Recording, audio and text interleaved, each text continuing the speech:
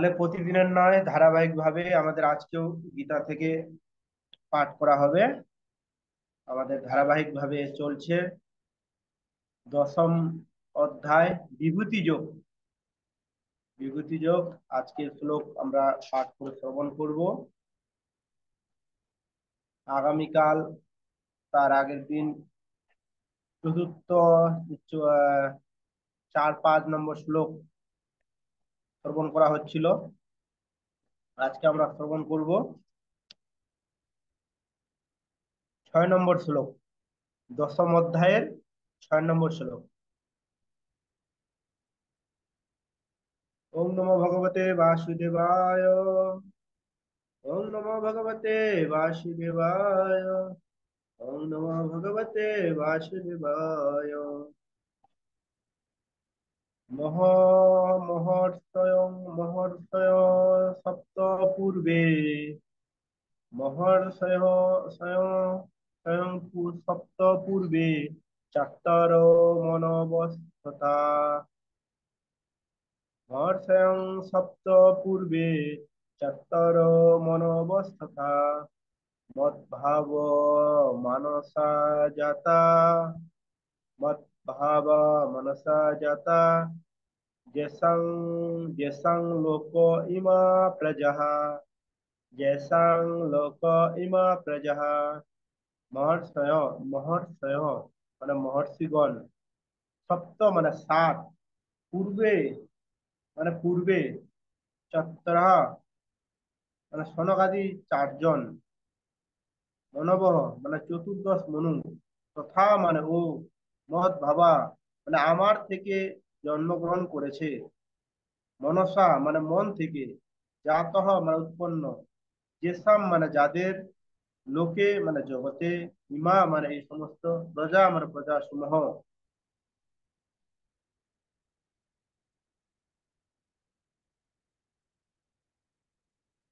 অনুবাদ পূর্বার্পিত। সপ্ত মহর্ষি, সপ্ত মহর্ষি তাদের পূর্বজাত 4 জন মহান ঋষি ও চতুর্দশ মনু সকলেই আমার মন থেকে উৎপন্ন হয়ে জন্মগ্রহণ করেছেন এবং বিভিন্ন লোকের সমস্ত প্রজা প্রজা তারই সৃষ্টি তারাই সৃষ্টি করেছেন। তাৎপর্য: পরমেশ্বর ভগবান শ্রীকৃষ্ণ এখানে এই ব্রহ্মাণ্ডের অধিবাসীদের সংক্ষিপ্ত বংশানুক্রমিক বিবরণ দান করেছেন। পরমেশ্বর ভগবান হিরণ্যগর্ভ নামক শক্তি থেকে প্রথম জীব ব্রহ্মার সৃষ্টি হয়। ব্রহ্মা থেকে সপ্ত মহর্ষি এবং তাদেরও পূর্বে সনন্দ, সনাতন এবং সনত কুমার,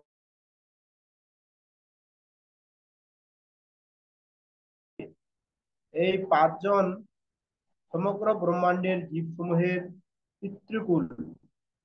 অনন্ত ব্রহ্মাণ্ড রয়েছে, গ্রহলোক রয়েছে এবং প্রতিটি গ্রহলোক নানা রকম প্রাণীর দ্বারা অধ্যুষিত। তারা সকলেই এই 25 জন পিতৃপুরুষ দ্বারা জাত। ব্রহ্মা দেবতাদের সময়ের হিসাব অনুসারে 1000 বছর কঠোর তপস্যা করার পর জানতে পারেন কিভাবে জগৎ সৃষ্টি করতে হবে। তারপর ব্রহ্মা থেকে সনক, সনন্দ, সনাতন এবং সনত কুমার আবির্ভূত হয়। তার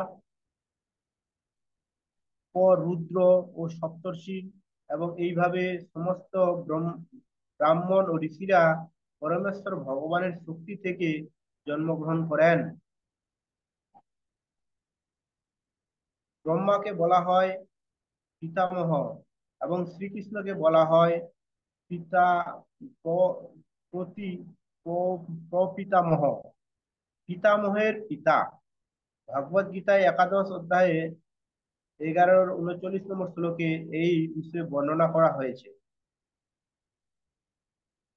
জয় জগৎ বিষ্ণু প্রপাত কি। যে অনুবাদটা আরেকবার আমরা পড়ি, যে সপ্ত মহর্ষি তাদের পূর্বজাত 4 জন মহান ঋষি, তাদের পূর্বজাত 4 জন মহান ঋষি কে ছিলেন? মহান ঋষি ও দশ মনু সকলেরই আমার মন থেকে উৎপন্ন হয়ে জন্মগ্রহণ করেছেন, এবং বিভিন্ন লোকের সমস্ত প্রজা তারাই তারাই সৃষ্টি করেছেন।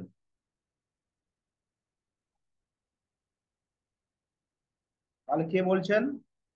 এটা ভগবান শ্রীকৃষ্ণ অর্জুনকে বলছেন যে এই জগতের যে সৃষ্টি তত্ত্ব, সপ্ত মহর্ষি, সাতজন ঋষি আছেন, সপ্ত মহর্ষি আছেন, মহাঋষি, মহর্ষি, তাদের পূর্বজাত চারজন মহান, আর তাদের পূর্বজাত মানে পূর্বে আরো চারজন মহান মহান ঋষি ছিলেন, ও চতুর্দশ মনু ছিলেন।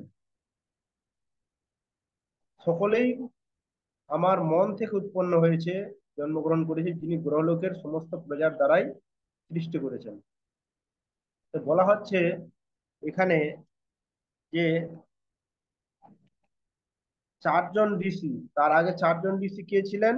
চারজন মহান ঋষি, চতুষ্কুমার, সনৎ, সনাতন, সনন্দ, সনত কুমার।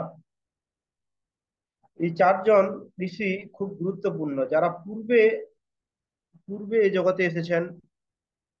ব্রহ্মা যখন এই জগতে বলছে 1000 বছর তপস্যা করেছিলেন। ব্রহ্মা কোথা থেকে সৃষ্টি হলেন? ব্রহ্মা ভগবানের বিষ্ণুর নাভি থেকে, নাভি থেকে মহাবিষ্ণুর নাভি থেকে যখন একটা পদ্ম ফুল, কমল, কমল উৎপন্ন হলো, মানে সৃষ্টি হলো, সেই কমলটা বাড়তে বাড়তে তার উপরে পদ্ম ফুল, আর সেই পদ্ম ফুলের মধ্যে কে ছিলেন? ব্রহ্মাজি। তো যখন ব্রহ্মাজি 1000 বছর হয়ে যাচ্ছে, তখন তিনি বুঝতে পারলেন যে আমার কি কর্তব্য, আমি কেন এসেছি। বলছে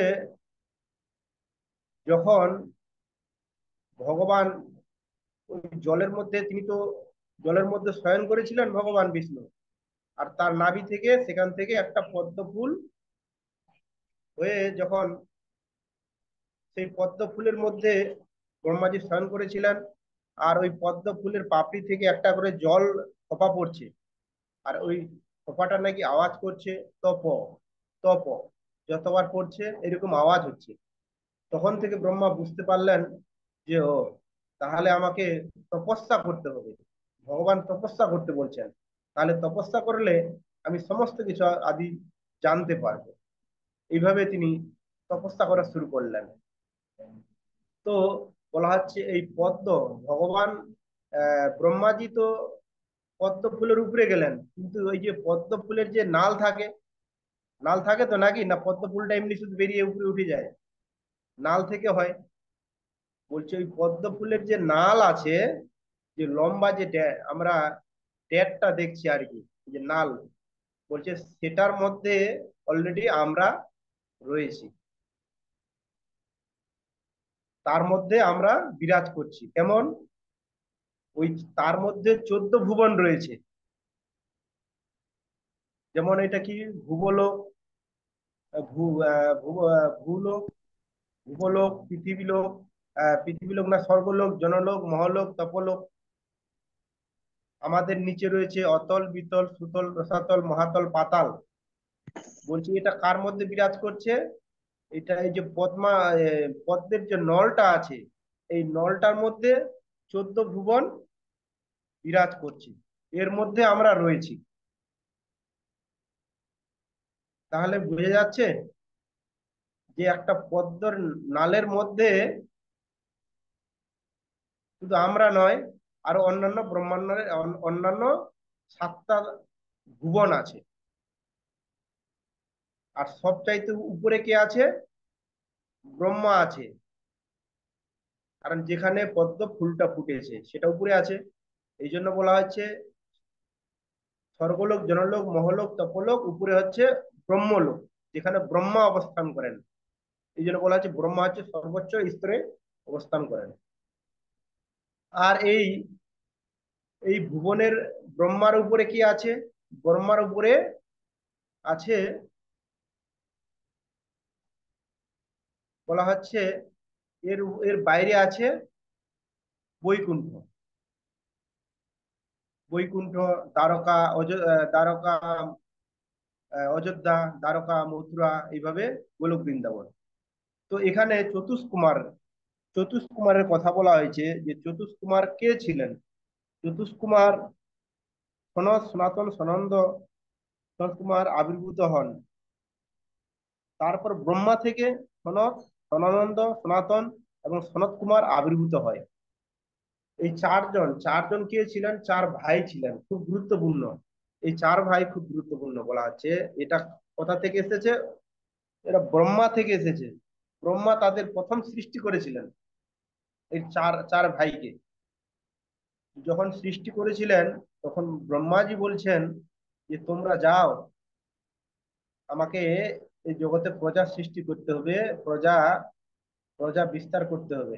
অতএব তোমরা গিয়ে, তোমাদের একটা দায়িত্ব দিচ্ছি, তোমাদের বংশ বিস্তার করতে হবে, তোমাকে বিবাহ করতে হবে।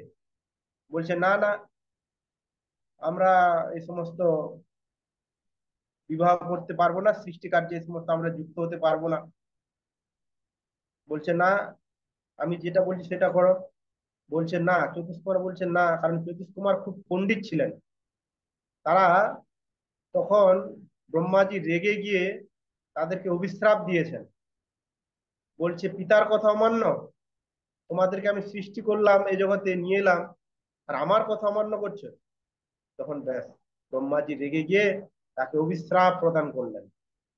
আর অভিশ্রাপ কি প্রদান করলেন? যে তোমরা এরকম শিশু হয়ে, আমার সন্তান হয়ে তোমরা এরকম বড় বড় কথা বলছো, যা তোমাদেরকে অভিশ্রাপ দিয়ে দিলাম, তোমরা সদা সর্বদা এরকম বাল্য অবস্থায় থাকবে, শিশুর মতো। তাই আমরা এই চতুষ্কুমার মানে চার ভাই, সনত, সনাতন, সনানন্দ, সনত কুমার, সব নামগুলো দিয়ে, তো তারা দেখবেন সবসময় বাল্য অবস্থা, শিশু অবস্থা থাকে, কোনো প্যান্ট পরে না, কোনো জামা পরে না। কিন্তু তাদের যে যে বুদ্ধিমত্তা, সেটা শিশুর মতো নয়, সেটা বিশাল বড়। তো এইভাবে যখন অভিশ্রাপ দিলেন, তখন তারা আবার ব্রহ্মাজিকে বলছে যে হে পিতামহ, পিতা, আপনার এই বর আমাদের খুব ভালো কাজে দেবে, এটা আশীর্বাদ বলে আমরা মনে করি। কেন? আপনি যে এই অভিশ্রাপটা দিলেন, এর ফলে আমরা যেখানেই যাই না কেন, কোনো মায়ার দ্বারা আকৃষ্ট হব না, কোনো মায়ার দ্বারা আকৃষ্ট হব না, এবং কোনো মায়া আমাদের আকৃষ্ট করবে না। কেন কেন শিশুদেরকে কেউ, হ্যাঁ বলছে, আমরা কোনো মায়ার ফাঁদে পড়বো না। কারণ শিশুদেরকে কেউ বিয়ে করতে চাইবে? বিয়ে করতে চাইবে না। আর সদা সর্বদা তারা শিশু থাকবে। বলছে আমাদের তো আরো ভালোই হলো, তাহলে আমরা ত্রিভুবনে বিষ্ণুর নাম, ভগবানের নাম প্রচার করতে পারবো। তখন এইভাবে তারা ওই সৃষ্টি কার্য থেকে বেরিয়ে গেলেন। বলা হচ্ছে এরপরে ব্রহ্মা আরো পরপর সৃষ্টি করেছিলেন। এরপরে আরো নারদ মুনিকে সৃষ্টি করেছিলেন। নারদ মুনিও সেই তার বলছেন যে তুমি সৃষ্টি কার্যের দায়িত্ব ভার নাও। তখন নারদ মুনি আরো বলছে, সে আরো সুবিধা পেয়ে গেল।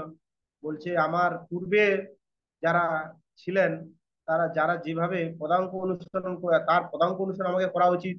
তার নারদ মুনি সেও সেখান থেকে বেরিয়ে গেল, বলছে না, আমি এই সৃষ্টি কার্যের দায়িত্বভার নিতে পারবো না।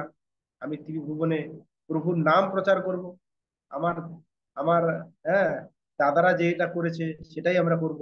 এইভাবে তিনিও সেই ব্রহ্মারি থেকে বেরিয়ে আসেন। বলা হচ্ছে ব্রহ্মাও তাকে আশীর্বাদ দেয়, অভিশ্রাপ দেন, যে ত্রিভুবনে তোমার কোথাও স্থান হবে না, কোথাও তুমি ক্ষণিকের বেশি থাকতে পারবে না। বলছে সেটা তো ভালোই হলো, তাহলে আমিও কোথাও মায়ার দ্বারা আবদ্ধ হব না, সর্বত্র ঘুরতে পারবো। কোথাও বেশিক্ষণ থাকলে কি হবে, সে মায়ার দ্বারা প্রভাবিত হয়ে পড়তে পারি। এইভাবে আমরা দেখতে পাই। তো এখানে আরো বলছেন, সমগ্র ব্রহ্মাণ্ডে জীবসমূহ পিতৃকুল অনন্ত ব্রহ্মাণ্ড রয়েছে, যারা প্রতিটি ব্রহ্মাণ্ডের অগণিত গ্রহলোক রয়েছে, এবং প্রতিটি গ্রহলোকে নানা রকম প্রাণীর দ্বারা অর্চিত। তারা সকলেই এই 25 জন পিতৃপুরুষ দ্বারা জাত ব্রহ্মা দেবতা সম হিসাবে উৎসর্গ করা হয়েছে। এবং শ্রীকৃষ্ণকে বলা হয়েছে প্রপিতামহ, পিতামহের পিতা। এখানে একটা লাস্টে খুব সুন্দর বহুবাদ খুব সুন্দরভাবে বলেছেন। ব্রহ্মাকে বলা হয়েছে পিতামহ এবং শ্রীকৃষ্ণকে বলা হয়েছে প্রপিতামহ, যে যে- বলা যে পিতামহের পিতা। অনেকে বলছে না যে ব্রহ্মাজি যেহেতু সৃষ্টি করেছে তাহলে ব্রহ্মাই সমস্ত কিছু, কিন্তু প্রভুপাদ এখানে খুব সুন্দরভাবে বলেছেন যে না, ব্রহ্মাকে বলা হয় পিতামহ, আমাদের সকলের পিতা, কিন্তু তারও পিতা হচ্ছেন কে? প্রপিতামহ। প্রপিতামহকে ভগবান শ্রীকৃষ্ণ, কারণ ভগবান শ্রীকৃষ্ণ থেকে সমস্ত কিছু এসেছে। ভগবান শ্রীকৃষ্ণ থেকে এই যে বিষ্ণু আদি আমরা দেখতে পাই, ক্ষীরোদায়ী বিষ্ণু, গর্ভদায়ী বিষ্ণু, কারণদায়ী বিষ্ণু, তারা এসেছেন, তারা কোথা থেকে এসেছেন? তারা ভগবান কৃষ্ণ থেকে, তারা ভগবান কৃষ্ণের প্রকাশ এক একটা। আর এই বিষ্ণুর বলা হচ্ছে এই 3জন বিষ্ণুর নামগুলো রাখা একটা সহজ উপায় একজন প্রভুজি বলেছিলেন, যে কি কি কিভাবে মনে রাখতে পারবো, অনেকে আমরা ভুলে যাই। বলা যে সহজ উপায় ক খ গ। ক থেকে কি আসছে? কারণদায়ী বিষ্ণু। খ থেকে গর্ভদক্ষায় বিষ্ণু, গর্ভদক্ষায় বিষ্ণু। আর খ থেকে ক্ষীরোদক্ষায় বিষ্ণু। এই যে ক খ গ, এগুলো যদি মনে রাখা যায়, তাই বিষ্ণুর এগুলো মনে রাখার নামগুলো খুব সহজ। তো এটাই এখানে বলেছেন। অনেকে বলে যে বিষ্ণু, এতজন বিষ্ণু কেন, আবার কে বিষ্ণু বড় না কৃষ্ণ বড়, অনেকে আমরা দেখি প্রশ্ন করে। কিন্তু অলরেডি এটা জানতে হবে যে সমস্ত কিছুর আদি হচ্ছেন ভগবান কৃষ্ণ। গোবিন্দম আদি পুরুষম তমহম ভজামি। আদি পুরুষ হচ্ছেন ভগবান কৃষ্ণ। ভগবানের বিস্তার এক একটা হচ্ছে এই বিষ্ণুগুলো প্রকাশ, যে কোথায় কিভাবে তিনি, হ্যাঁ, কোথায় তিনি গর্ভদায়ী বিষ্ণু রূপে থাকবেন, কোথায় কারণদায়ী বিষ্ণু রূপে তিনি, হ্যাঁ, কার্য পরিচালনা করবেন, আর কোথায় ক্ষীরোদক্ষায় বিষ্ণু রূপে তিনি কার্য পরিচালিত করবেন। তো যাই হোক, আজকে হচ্ছে ভগবান শ্রীকৃষ্ণের প্রপিতামহ তার আগামীকাল শুভ আবির্ভাব তিথি। আর তার আজকে হচ্ছে তার শুভ আগমন, সেই উপলক্ষে আজকে অধিবাস।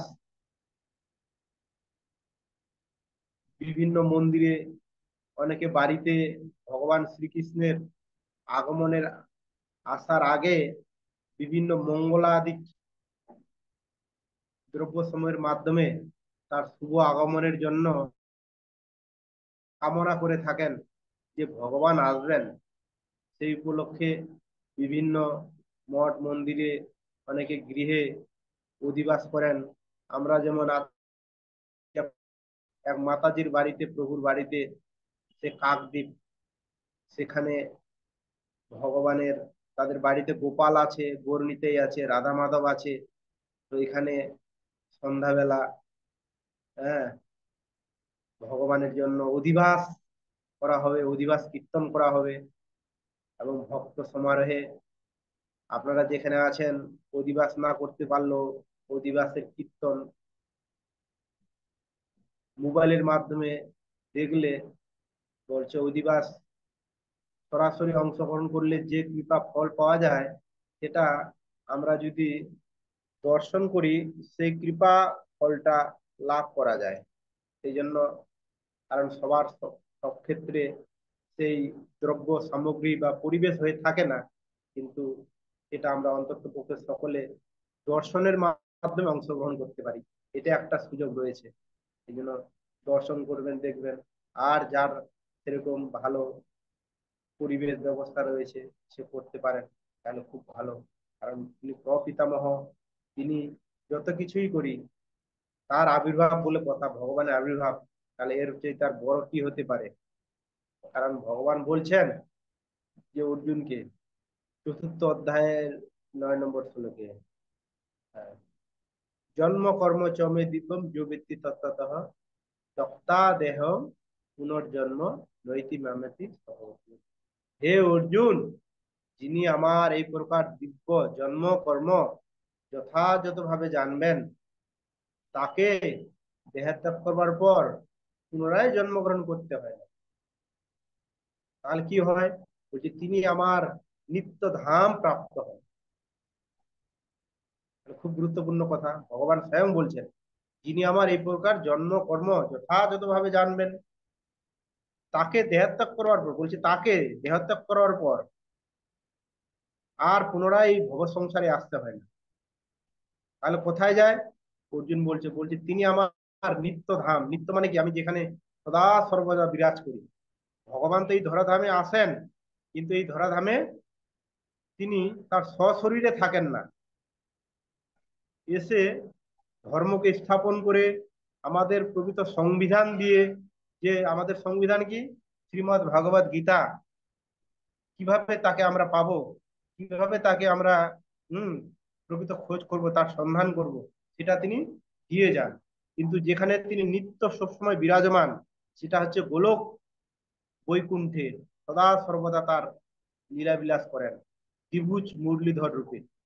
তো এই জন্য ভগবান বলছে যারা এই সমস্ত ভগবানের জন্মতিথি অধিবাস পালিত করবে, যুক্ত হবে, এটা খুব গুরুত্বপূর্ণ। তাহলে আমরা অন্তিমে ভগবান স্বয়ং কথা দিয়েছেন, যারা এই সমস্ত কার্যে লিপ্ত হবে, আমাকে জানবে, আমার কথা শুনবে, তারা অন্তিমে আমাকে প্রাপ্ত হবে। যদিও কথাগুলো সহজ মনে হচ্ছে শুনে শুনে আমাদের, কিন্তু এইগুলো হৃদয়ঙ্গম করা খুব গুরুত্বপূর্ণ। কারণ ভগবান নিজে বলছে তো, ভগবানের মুখ নিষ্কৃত বাণী হয়তো আমরা শুনে শুনে মনে হতে পারে না এগুলো শুনেছি, না, এগুলো খুব গুরুত্বপূর্ণ, খুব পবিত্র কথা, অপূর্ব।